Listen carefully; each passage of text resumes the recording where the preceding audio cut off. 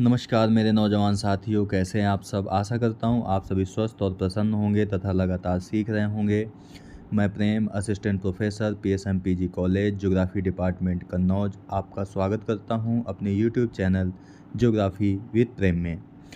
दोस्तों, नई शिक्षा नीति 2020 के अंतर्गत फोर्थ सेमेस्टर ज्योग्राफी का जो सिलेबस है यानी आर्थिक भूगोल के अंतर्गत एक महत्वपूर्ण सिद्धांत है जिसका नाम है वान थ्यूनेन महोदय का कृषि अवस्थिति सिद्धांत।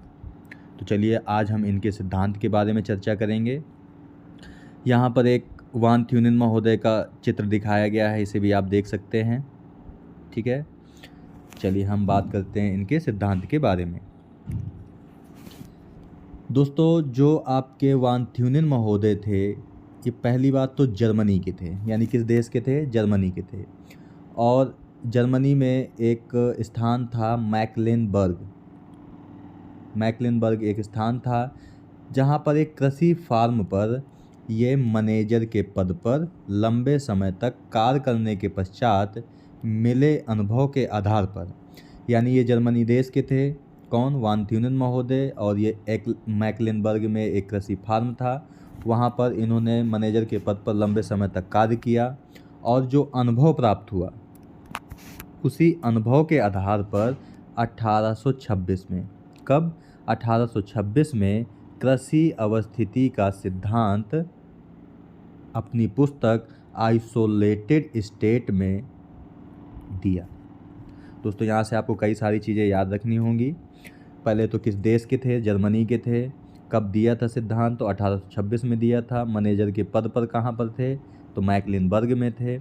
इनके सिद्धांत का नाम क्या है? तो कृषि अवस्थिति सिद्धांत है। और पुस्तक का नाम क्या है? तो आइसोलेटेड स्टेट है। ठीक है, आगे देखते हैं। उनका ये सिद्धांत तुलनात्मक लाभ के सिद्धांत पर आधारित था। तो ये भी आपको से पूछा जा सकता है कि कृषि अवस्थिति सिद्धांत जो दिया था वान थ्यूनेन महोदय ने, उसका आधार क्या बनाया था? तो तुलनात्मक लाभ का सिद्धांत। ठीक है, अर्थात मानव को भूमि के टुकड़े पर वही आर्थिक क्रिया या व्यवसाय अपनाना चाहिए जिससे सर्वाधिक लाभ की प्राप्ति हो।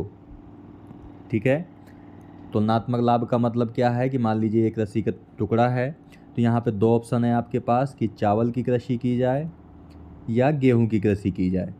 ठीक है, तो हमें इन दोनों में तुलना करके देखना होगा कि गेहूं अगर हम पैदा करते हैं तो इसकी लागत कितनी आएगी और इससे आय कितनी प्राप्त होगी। मान लीजिए लागत 40 रुपये है और प्राप्ति 100 रुपये है, तो कितने का लाभ हुआ? 60 रुपये का। अब मान लीजिए चावल के अंतर्गत देखें, अगर हम 60 रुपये लागत है और प्राप्ति 100 रुपये है, तो कितने का लाभ हुआ? 40 रुपये का। तो यहाँ पर कौन सी कृषि की जानी चाहिए? गेहूं की कृषि की जानी चाहिए। ठीक है, यानी गेहूं के रूप में आर्थिक क्रिया को अपनाना चाहिए। इसके बाद उन्होंने बताया कि अन्य व्यवसाय को किसी दूसरे भूखंड पर किया जाना चाहिए। ठीक है, यानी कि इस जगह पर अगर गेहूं से हमें ज़्यादा लाभ प्राप्त हो रहा है तो हम गेहूं को यहाँ पैदा करेंगे और चावल को हम दूसरे भूखंड पर शिफ्ट कर देंगे और जहाँ उसे अधिक लाभ मिले, यानी ऐसी जगह पर हम चावल की कृषि करेंगे जहाँ पर चावल से हमें ज़्यादा लाभ प्राप्त हो। उन्होंने उन नियमों की खोज करने की कोशिश की जो कृषि उत्पादों के मूल्य तथा भूमि उपयोग के प्रतिरूप को नियंत्रित करते हैं। ठीक है, थ्यूनेन का जो उद्देश्य था, यहाँ पे आपको ये भी याद रखना है कि ये सिद्धांत देने का उनका उद्देश्य क्या था। तो वे इस बात की व्याख्या करना चाहते थे कि क्यों और किस प्रकार कृषि भूमि उपयोग बाजार से दूरी के साथ बदलता जाता है। इसे आप ऐसे समझ सकते हैं कि मान लीजिए एक बाज़ार है। ठीक है, तो बाज़ार से जैसे जैसे हम दूरी की तरफ बढ़ेंगे, यानी कि अगर हम बाज़ार से 30 किलोमीटर दूर निकल जाएं अगर, तो भूमि उपयोग वो बदल जाएगा। ठीक है, यहाँ पे अभी हम आगे बात करेंगे तो किस प्रकार भूमि बदलेगा। यहाँ पर कुछ और, यहाँ की भूमि पर कुछ और काम होगा, इस भूमि पर कुछ और काम हो रहा होगा, तो इस भूमि पर कुछ और काम हो रहा होगा। इसीलिए कह रहे हैं यहाँ पर कि बाज़ार से दूरी के साथ साथ कृषि भूमि उपयोग क्यों और किस प्रकार बदलता जाता है, इसी बात की वो व्याख्या करना चाहते थे। उन्होंने अपने सिद्धांत की व्याख्या करने के लिए 2 आधार मॉडल भी दिए। वो आधार मॉडल कौन थे? मॉडल नंबर 1 कि किसी फसल के उत्पादन की सघनता उसकी बाजार से दूरी बढ़ने पर घटती जाती है। ठीक है, यानी कि मान लीजिए ये बाजार है और इसकी दूरी 30 किलोमीटर तक हम ले सकते हैं। ठीक है, तो अब गेहूं की बात अगर हम करें तो गेहूं यहाँ पर सबसे ज़्यादा होगा, इसके बाद यहाँ पर कम, इसके बाद यहाँ और कम, फिर और कम, फिर और कम, यानी कि सघनता लगातार फसल उत्पादन की दूरी बढ़ने के साथ घटती जा रही है। ठीक है, और दूसरा मॉडल इन्होंने क्या बताया कि बाजार से दूरी के साथ भूमि उपयोग का प्रकार भी बदलता जाएगा, यानी कि बाजार के पास वाली भूमि पर लकड़ी उत्पादन या कह सकते हैं कि दुग्ध उत्पादन अधिक होगा। जैसे आगे बढ़ेंगे गेहूं का उत्पादन होगा, फिर चावल का उत्पादन होगा, फिर पशुपालन होने लगेगा। तो इस प्रकार ये आर्थिक क्रियाएं बदलती जाएंगी। ठीक है, तो ये दो मॉडल उन्होंने बताया कि फसल उत्पादन की सघनता भी बाजार से दूरी बढ़ने के साथ घटती जाती है और बाजार से दूरी के साथ भूमि उपयोग का प्रकार भी बदलता जाता है। ठीक है, अगर सिद्धांत की मान्यताओं पर चर्चा करें तो वान थ्यूनेन ने सर्वप्रथम एक ऐसे प्रदेश या क्षेत्र की कल्पना की जिसमें एक ही नगर स्थित है। ये आपको याद रखना है, उन्होंने एक नगर की संकल्पना ली तथा उसके चारों ओर विस्तृत कृषि क्षेत्र भी हो, यानी एक नगर हो और उसके चारों ओर विस्तृत कृषि क्षेत्र हो। ये पहली मान्यता थी उनकी। दूसरी मान्यता थी कि यह क्षेत्र प्राकृतिक रूप से समरूप हो। प्राकृतिक रूप से समरूप कहने का मतलब है कि अर्थात यहाँ धरातल, जलवायु, मिट्टी की उत्पादन क्षमता आदि दशाएं सभी जगह समान हो। यानी कहने का मतलब है कि ये अगर क्षेत्र है आपका तो यहाँ पर धरातल भी एक जैसा होना चाहिए।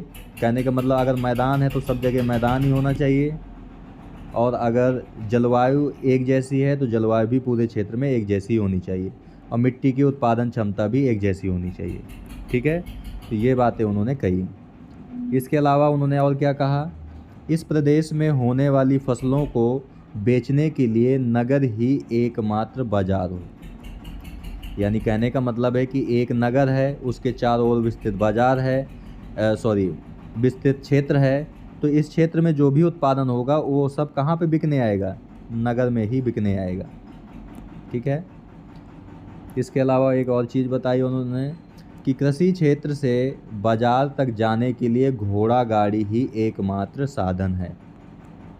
ठीक है, अब यहाँ पे दोस्तों उन्होंने घोड़ा गाड़ी का इस्तेमाल क्यों किया?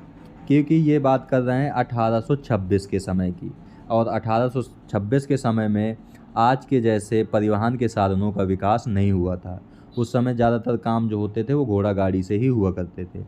तो घोड़ा गाड़ी से ही कृषि क्षेत्र से बाजार तक माल पहुंचाया जाएगा। इसके अलावा परिवहन की लागत दूरी और भार के साथ समानुपाती रूप से बढ़ती जाती है। यानी कि मान लीजिए ये नगर है आपका और ये कृषि क्षेत्र है आपका, तो अगर मान लीजिए इस क्षेत्र से हमें नगर तक कुछ लेकर के जाना है, तो जैसे जैसे दूरी बढ़ती जाएगी और जैसे जैसे भार बढ़ता जाएगा, लागत क्या हो जाएगी? और बढ़ती चली जाएगी। ठीक है, तो ये भी आपको याद रखना है। इस एकाकी कृषि क्षेत्र में समान प्रजाति वाले लोगों का समान वितरण है, यानी एक ही प्रजाति के लोग रहते हैं। ठीक है, देश में सभी जगह मजदूरी भी एक समान है। क्षेत्र की अर्थव्यवस्था स्थिर है तथा उत्पादों के मूल्य में कोई परिवर्तन नहीं होता है। ठीक है, यानी कि इन्होंने ज़्यादातर एक समान चीज़ों को लिया।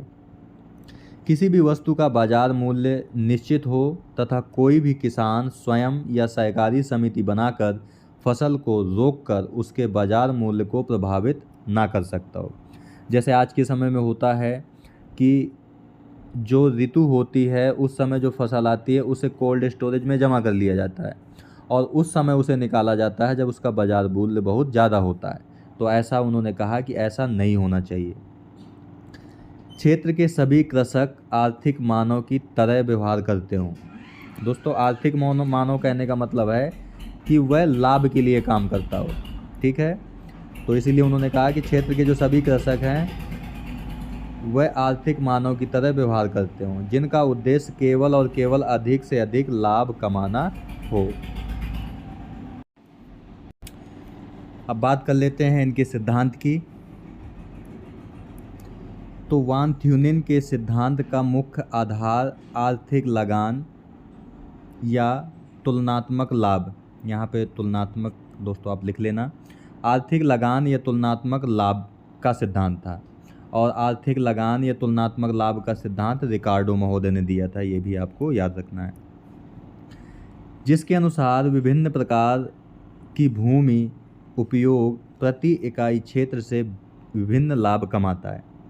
यानी कहने का मतलब ये है कि अगर ये पूरा का पूरा कृषि क्षेत्र है तो इसके अलग अलग जो हिस्से हैं दोस्तों वो अलग अलग लाभ कमाने की क्षमता रखते हैं।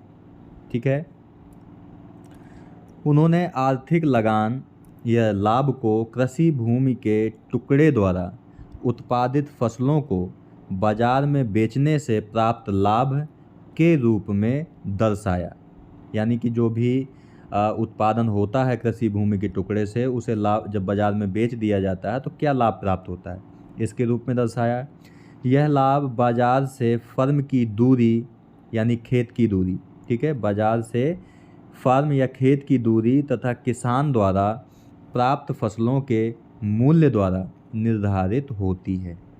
ठीक है, यानी कोई ये बाजार है, ये आपका कोई कृषि क्षेत्र है, तो इनके बीच की दूरी क्या है और किसान द्वारा प्राप्त फसलों के मूल्य द्वारा निर्धारित होता है।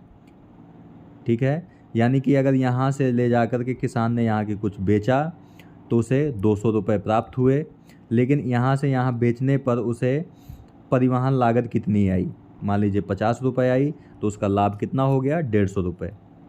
ठीक है, जैसा कि हमने मान्यताओं में देखा था कि सभी किसानों द्वारा उत्पादित फसलों एवं पदार्थों का मूल्य एक समान होता है, ये बात उन्होंने कही थी। किंतु बाजार से दूरी बढ़ने के साथ परिवहन लागत बढ़ने से लाभ कम होने लगता है, ये भी हमने देखा था कि परिवहन लागत दूरी और भार बढ़ने पर बढ़ती है।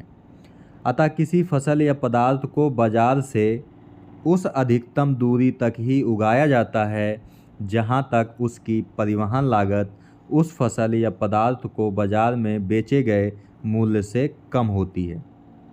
कहने का मतलब ये है दोस्तों कि ये अगर बाज़ार है और यहाँ पर कुछ पैदा किया जा रहा है, मान लीजिए कि ये ए स्थान है जो मार्केट है, या हम एम लिख देते हैं, मार्केट है, और ये आपका कृषि क्षेत्र यानी एग्रीकल्चर क्षेत्र है। ठीक है, तो यहाँ से जो भी उत्पादन होगा इस स्थान पर वो तब तक ही उत्पादन किया जाएगा जब तक उसे मार्केट में बेचने से जो लाभ है या जो आय है वह ज़्यादा होगी यहाँ पर बेचने से। यानी कि कहने का सीधा सा मतलब है कि जब तक आय हमारी ज़्यादा है लागत से तभी तक हम किसी चीज़ का उत्पादन करेंगे, क्योंकि तब तक लाभ होगा हमें। लेकिन जैसे ही लागत ज़्यादा हो जाएगी, आय कम हो जाएगी, तो हमें घाटा होने लगेगा, तो हम फिर उत्पादन ही क्यों करेंगे। तो यही बात उन्होंने समझाने की कोशिश की। इस बात को समझाने के लिए उन्होंने एक सूत्र का इस्तेमाल किया, जिसका जो सूत्र था LR बराबर Y कोष्टक के अंदर M-C कोष्ट बंद माइनस YTD, ये सूत्र था इनका। यानी आर्थिक लगान की गणना निम्न सूत्र द्वारा भी की जाती है, जहां LR का मतलब है भूमि की प्रति इकाई पर स्थित लगान, Y का मतलब है प्रति इकाई भूमि की उपज, M का मतलब है प्रति इकाई उपज का बाजार मूल्य, C का मतलब है प्रति इकाई उपज के उत्पादन पर व्यय यानी कि खर्च। ठीक है, और T का मतलब है प्रति इकाई दूरी पर परिवहन लागत, और D का मतलब है भूमि की बाजार से दूरी। तो ये भी आपको याद रखना है। अब इसे हम साधारण शब्दों में समझ सकते हैं कि आर्थिक लाभ बराबर मूल्य माइनस कोष्टक के अंदर उत्पादन लागत प्लस परिवहन लागत। ठीक है, जहां आर्थिक लागत किसान को फसल बेचने से प्राप्त लाभ है, मूल्य फसल की बिक्री से प्राप्त मूल्य है।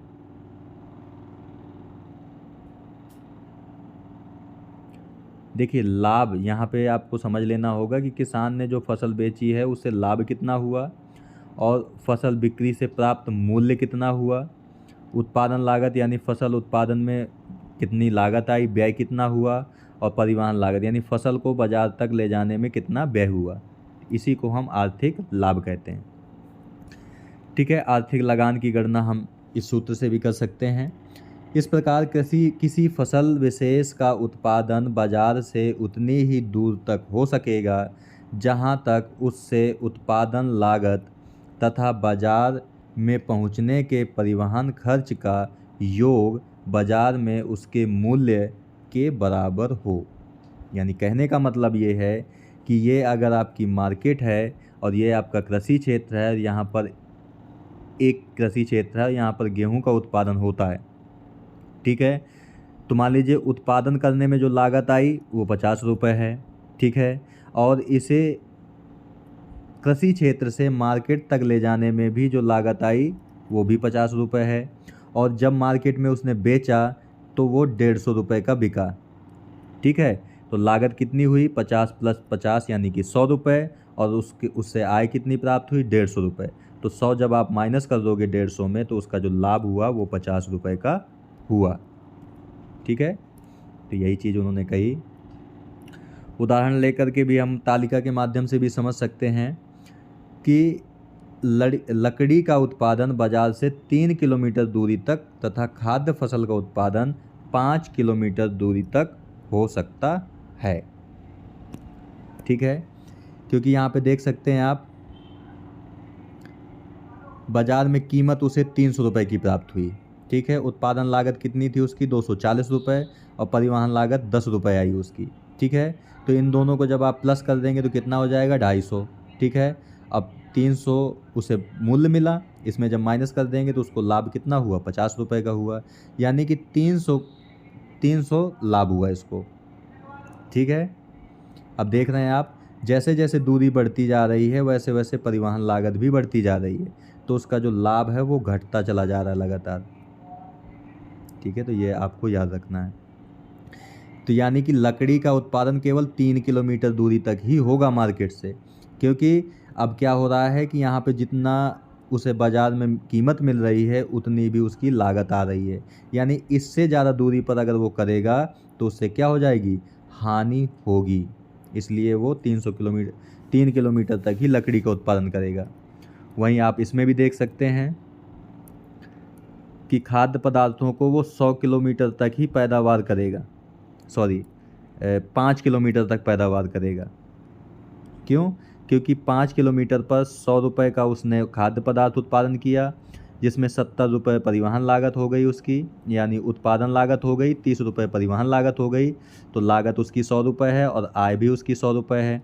तो 5 किलोमीटर तक उत्पादन करेगा, इसके बाद अगर करता है तो उसे हानि उठानी पड़ेगी। ठीक है, यहाँ पे उपर्युक्त तालिका से यह बात स्पष्ट हो जाती है कि नगर से कितनी दूर तथा किस वृत्तखंड में किस विशेष फसल का उत्पादन होगा, यह परिवहन लागत पर ही नहीं अपितु विभिन्न फसलों के आर्थिक लगान या लाभ पर भी निर्भर करता है।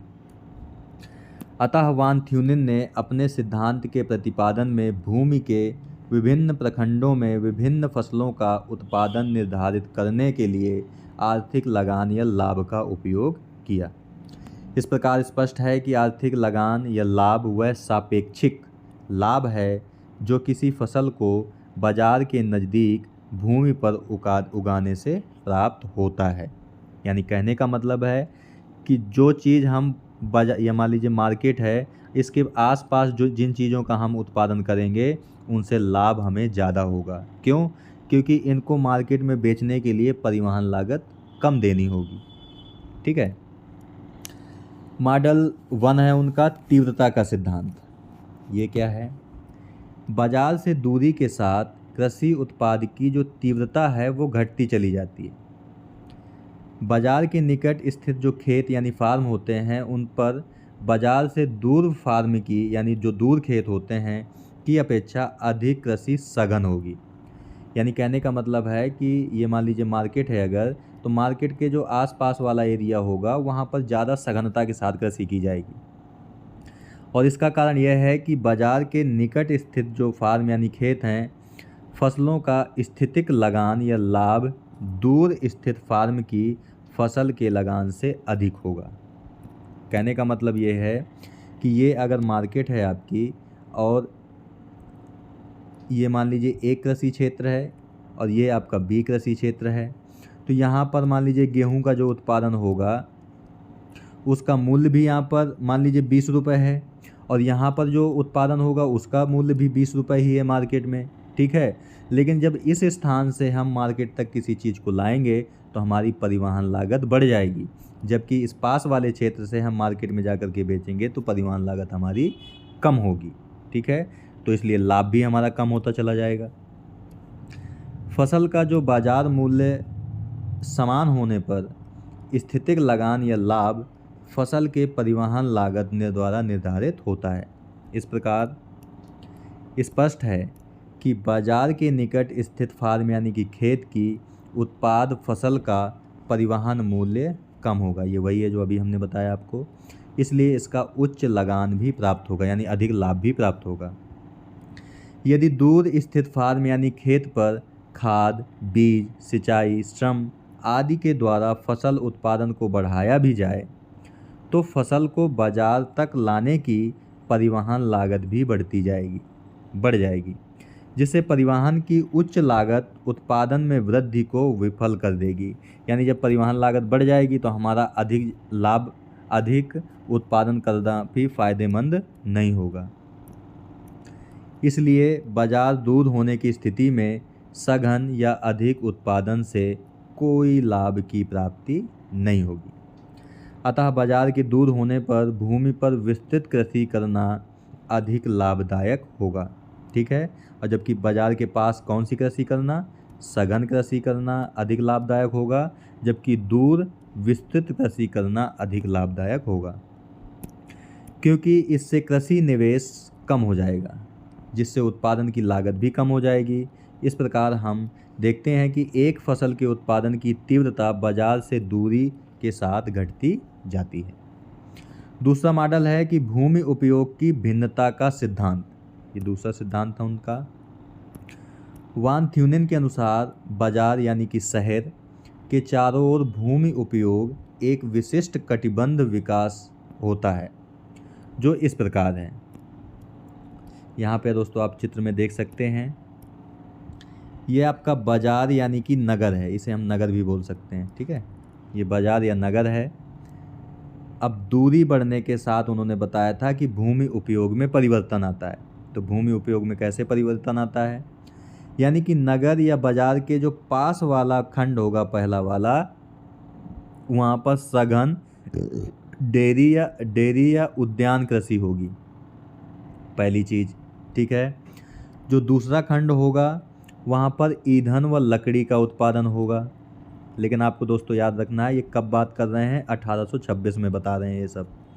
आज से लगभग 200 साल पहले बता रहे थे ये, ठीक है। उस समय ईंधन और लकड़ी का उत्पादन ही होता था बाजार के दूसरे वाले खंड में।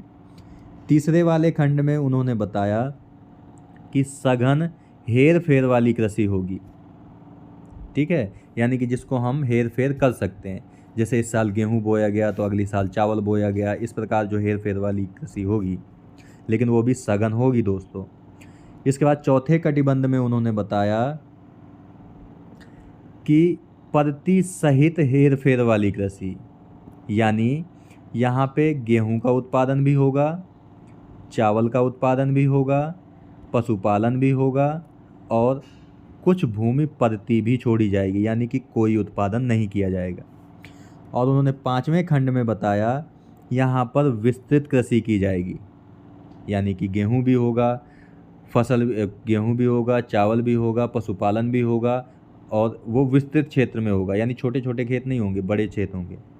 और जो लास्ट पेटी इन्होंने 6वें नंबर पर बताई, उसमें बताया कि केवल और केवल पशुपालन ही होगा, ठीक है। तो ये उन्होंने 6 पेटियां बताई थी किसी भी बाजार या शहर के चारों ओर।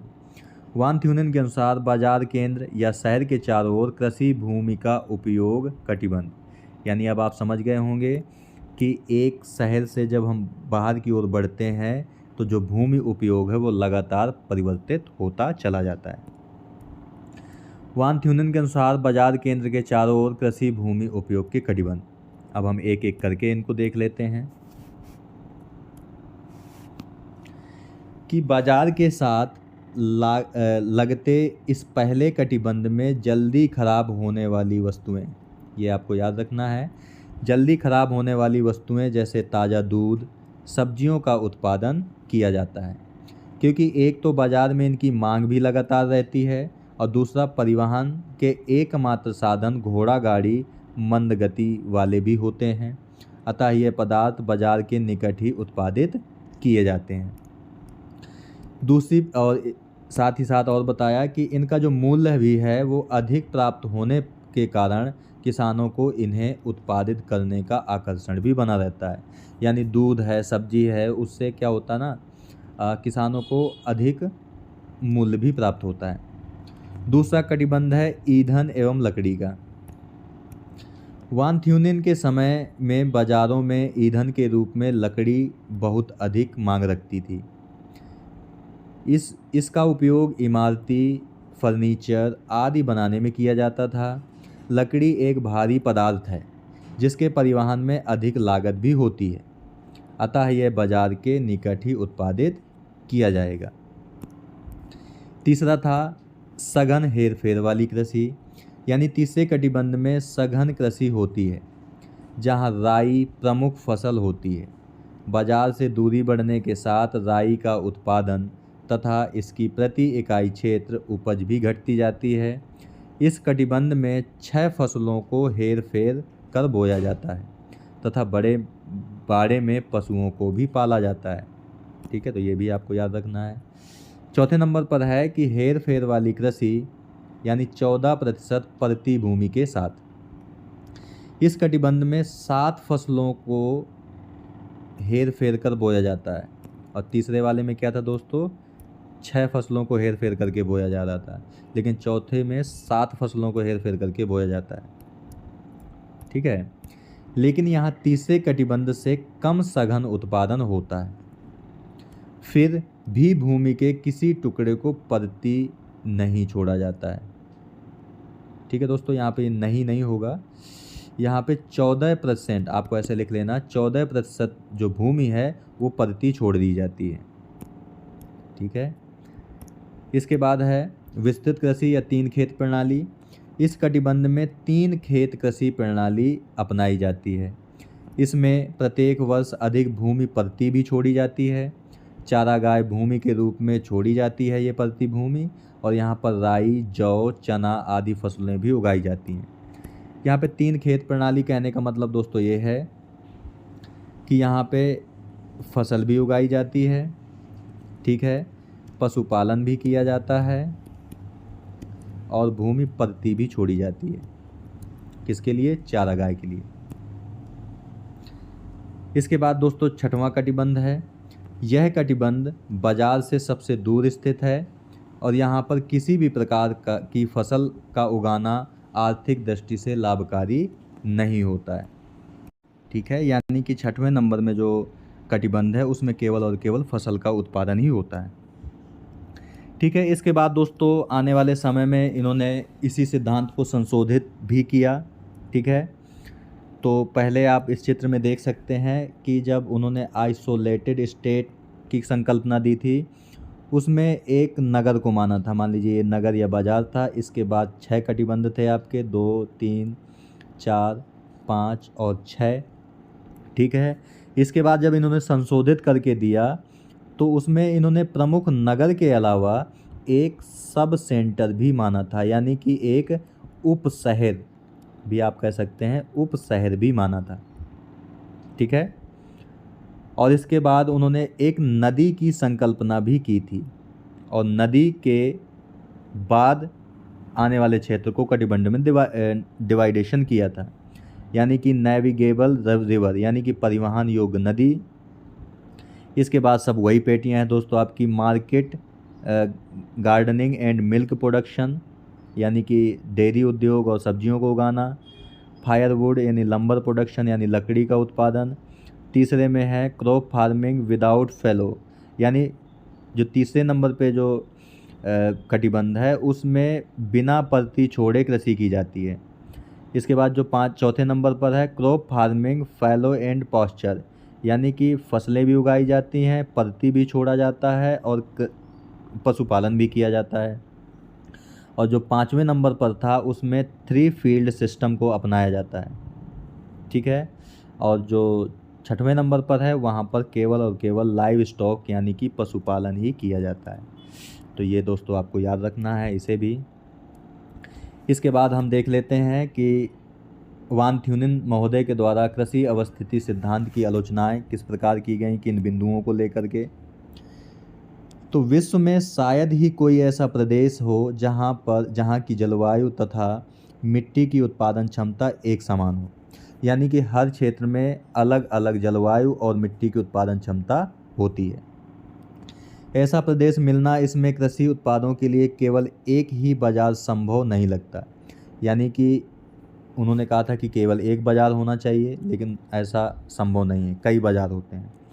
आज परिवहन की विभिन्न साधन विकसित हो चुके हैं जो इस मान्यता को झुठलाते हैं कि फसलों को बाजार तक ले जाने का एकमात्र साधन घोड़ा गाड़ी है। लेकिन उस समय की बात यानी कि 1826 में तो केवल घोड़ा गाड़ी ही होता था, लेकिन आज के समय में तो परिवहन के बहुत से साधन हैं। परिवहन के साधन तथा रेफ्रिजरेटर के विकसित होने के बाद अब ये जरूरी नहीं रहा कि शीघ्र खराब होने वाले पदार्थ जैसे कि दूध, फल, सब्जी बाजार के निकट ही उत्पादित किए जाएं। अब तो दूध भी उत्पादित किए जाते हैं। प्रत्येक वर्ष मौसमी दशाओं में बदलाव के कारण प्रति इकाई फसलों का उत्पादन प्रत्येक वर्ष अलग अलग होता है, यानी मौसम अच्छा है तो फसलों का उत्पादन अधिक होता है, मौसम खराब हुआ तो नहीं होता है। वही फसलों का बाजार मूल्य भी मांग के अनुसार घटता बढ़ता रहता है, यानी बाजार में